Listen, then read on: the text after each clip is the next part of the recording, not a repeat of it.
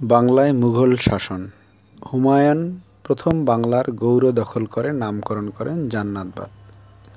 সম্রাট আকবর 1576 সালে রাজমহল যুদ্ধে পরাজিত করে মুঘল শাসন প্রতিষ্ঠা করে সুবা ঘোষণা দেন।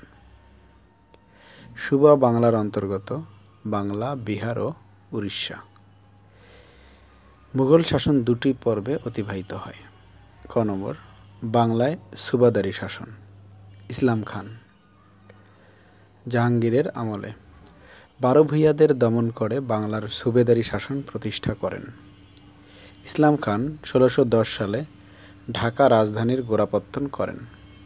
তৎকালীন মুঘল সম্রাট জাহাঙ্গীরের নামানুসারে ঢাকার নাম দেন জাহাঙ্গীরনগর। তিনি ঢাকার ধোলাই খাল খনন করেন এবং নৌকা বাইচ প্রচলন করেন।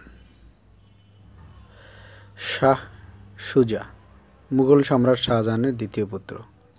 মীর জুমলা ঢাকা গেট নির্মাণ করেন। তিনি আসাম যুদ্ধে কামান ব্যবহার করেন। এখন সংরক্ষিত আছে ওসমানী উদ্যানে।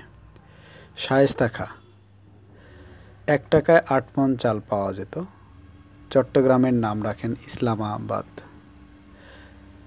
খ নম্বর, নবাবী শাসন।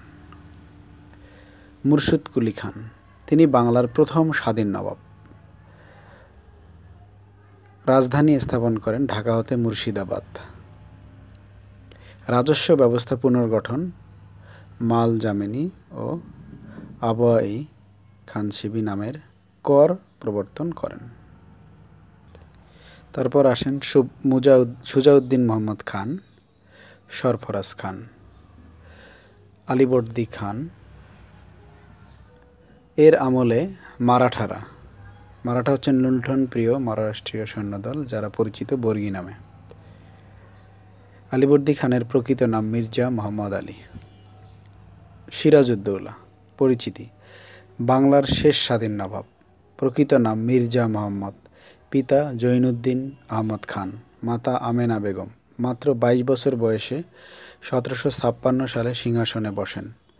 এর আমলে হলওয়েল বর্ণিত ব্ল্যাক হোল ট্র্যাজেডি বা অন্ধকূপ হত্যা হয়। 1757 সালের 23শে জুন ভগীরথী নদীর তীরে পলাশীর প্রান্তে সংঘটিত হয় পলাশীর যুদ্ধ। পলাশীর যুদ্ধে মীর মদন মারা যায় ও সিরাজউদ্দৌলা পরাজিত হয় এবং ভারতের ইতিহাসে নতুন যুগের সূচনা হয়। মীর কাসিম 1764 সালে বক্সারের যুদ্ধের মাধ্যমে পরাজিত হয়ে ভারতীয় উপমহাদেশে ইংরেজরা নিশ্চিতভাবে প্রতিষ্ঠা লাভ করে।